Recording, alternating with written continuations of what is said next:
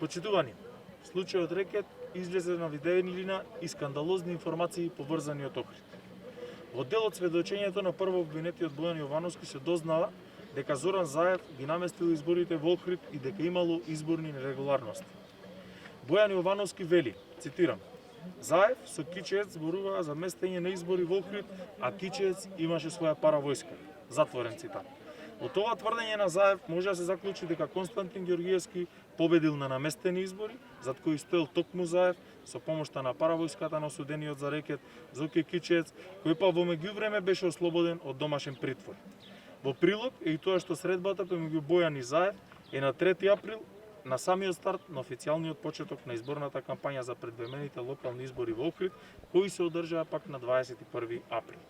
Од тука, итно и неодложно бараме МВР и обвинителството да спроведе темелна истрага за локалните избори за кои се тврди дека се местени од Зоран Заев. Второ, бараме одговори од Константин Ѓоргиевски и доколку постои вмешаност, негова одговорност и секако оставка.